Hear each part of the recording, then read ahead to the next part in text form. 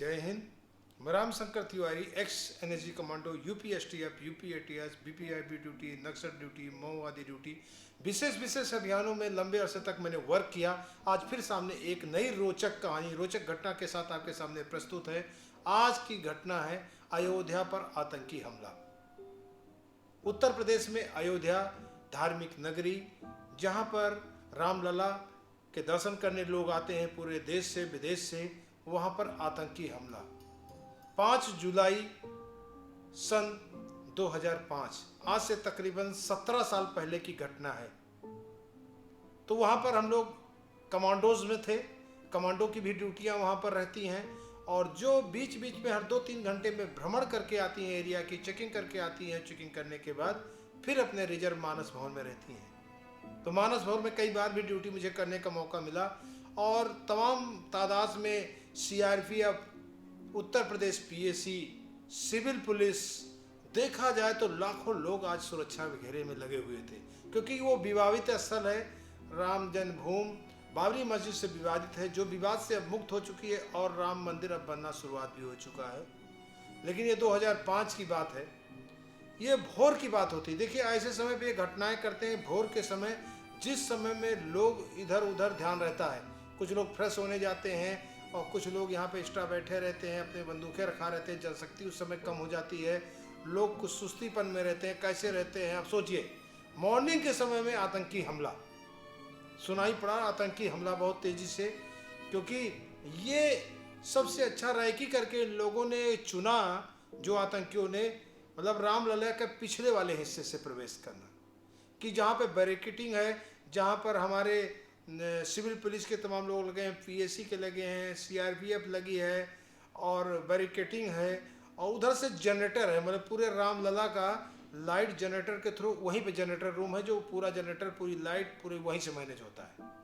तो उनका मकसद था कि यहाँ से लाइट भी सारी समाप्त कर देंगे, और इसे कर देंगे। चूँकि 100-125 मीटर रामलला का डिस्टेंस है, तो उस जगह पे जो इनका योजना था कि वहाँ पर नुकसान पहुँचाना, उस पहुँचाने के मकसद से पीछे से प्रवेश करने के लिए सोचा भोर में। 1-2 लोग, कोई पांडे हैं, उनकी एक लड़की है, इनको किडनैप किए, और इनको साथ में वो मोहरा बनाए, और इनको भी अपनी जीप में लेके आए। और लेके आने के बाद बैरिकेटिंग के पास इन लोगों को बांधकर, उसमें बहुत ढेर सारा बम लगा करके उस गाड़ी को बैरिकेटिंग के पास ब्लास्ट किया, और बैरिकेटिंग तोड़ करके जब लोगों को ध्यान आकर्षित हुआ, तो साइड से वो 5 आतंकी दाखिल हो गए, जनरेटर की तरफ दाखिल हो गए, और फायरिंग करते हुए लगातार बढ़ने लगे सेकंड बैरिकेटिंग की तरफ, जिस बैरिकेटिंग के फिर 50 मीटर के बाद सीधा रामलला की छतरी है पीछे साइड से, और वहां तक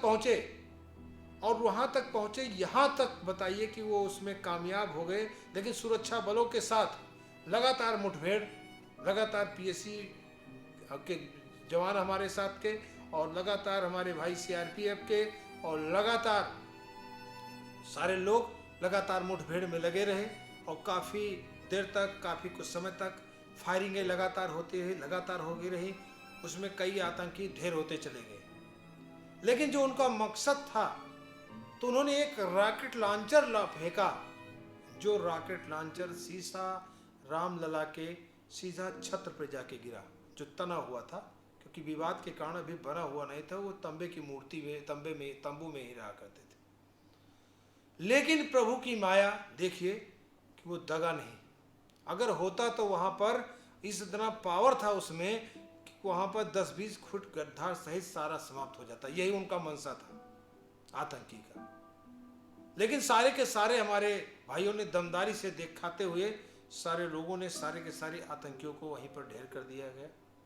और जब तहकीकात किया गया, सर्विलांस में नंबर लगाया गया आतंकियों का, तो बहुत चीज़ें उसमें निकल के आई कि उसमें लगभग 4 लोग इसमें शामिल थे अपने यहाँ के, जो इनको सह दिए यहाँ तक इस अंजाम को देने के लिए। उन लोगों को गिरफ्तार किया, और गिरफ्तार करने के बाद उन पर केसेस चले, और लगभग 64 लोग जो है, इनका बयान दर्ज किया गया, इनकी गवाह 64 लोग थे।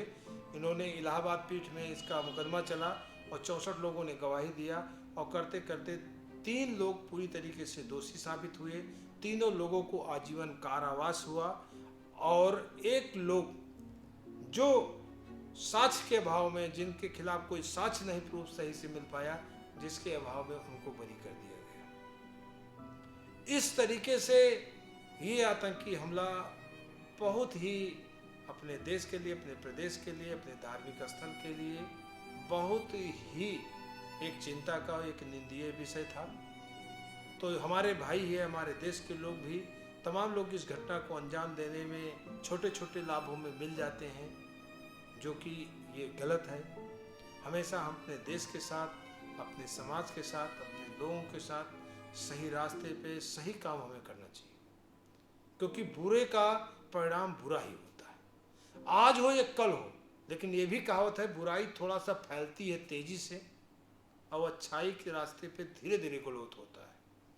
इसलिए बुराई वाला रास्ता काफ़ी लोग पकड़ने में तैयार हो जाते हैं और अच्छाई में संघर्ष होता है, अच्छे से बड़ा काम करने में संघर्ष होता है और बुराई के थ्रू थोड़ा सा जल्द से लोग ग्रोथ कर जाते हैं।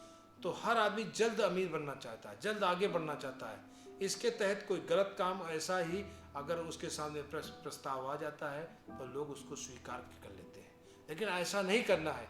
ये मेरा बताने का मकसद है कि अंत तो बुराई का है ही है, अपराध का अंत तो है ही है।